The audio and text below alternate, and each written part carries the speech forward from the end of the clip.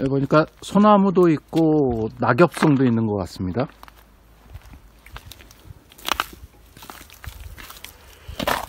이런 거는 낙엽송이고요. 이런 거는 소나무입니다. 적송이라고 하는 거죠. 이 집 주인이 되게 부지런하신 분이에요.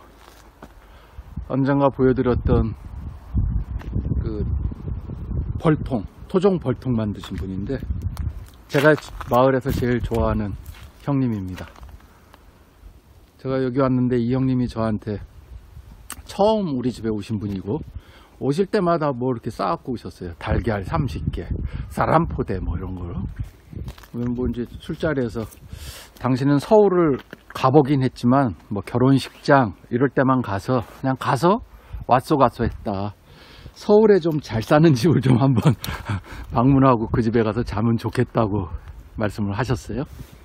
그래서 이제 제가 뭐 우리 집은 가난한 집이라 안 되고 부잣집을 섭외를 해서 65평짜리 아파트를 섭외를 해서 살려고 그랬더니 또 그것도 뭐 불편하셨던 모양입니다. 자, 이 통나무를 자른 모습을 짝의 모습을 한번 보여드릴게요. 보이십니까? 이 위용이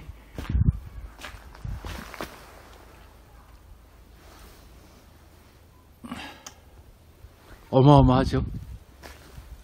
이렇게 부지런한 분입니다. 우리 마을에서 이 정도 장작을 모아놓고 쓰는 집은 제가 볼 때는 이 집밖에 없을 겁니다.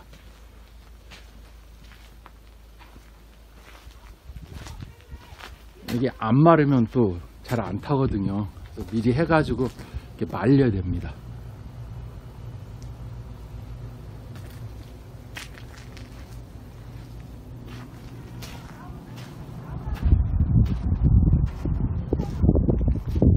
대단하죠?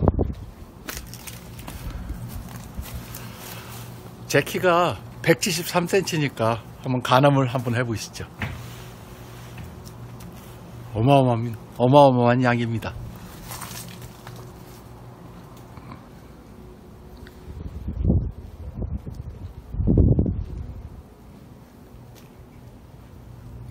근데 그렇게 굵지 않은 것들은 화목볼라에 그냥 바로 들어갑니다.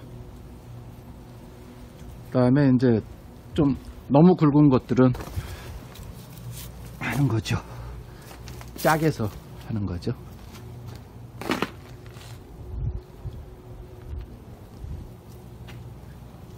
끝이 안 보이죠?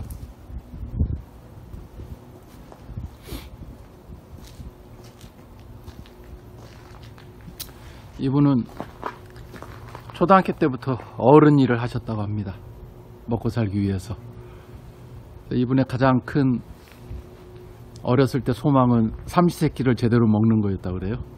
그래서 요즘 이제 이밥 세끼 먹으니까 더 부러울 게 없다고 언젠가 그러시대요. 네, 이분은 아직까지 이제 뭐 연세가 있으시긴 합니다만 힘이 있으셔서 이게 가능하죠. 이제 이걸 못하는 분들은 화목보일러를 사용할 수가 없습니다. 나무값이 비싸거든요. 화목보일러를 못하니까 기름보일러나 지열보일러를 사용할 수밖에 없죠. 보기는 좋습니다만 굉장히 힘든 일입니다.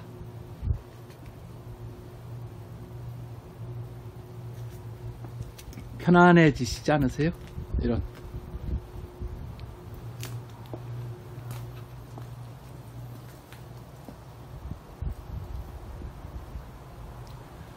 저 앞에 보이는 건 왼편은 저온저장고, 오른편은 냉동고입니다.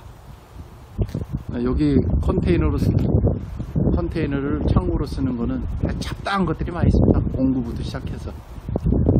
저 앞에 저 건물은 이전에 소를 키웠던 외양간입니다. 지금 이제 소 안 키웁니다, 이 집은. 너무 힘들다고 그러더라고요, 소 키우는 게.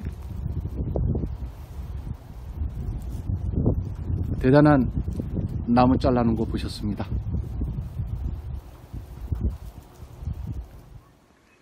좋아요, 구독 꼭 부탁드립니다.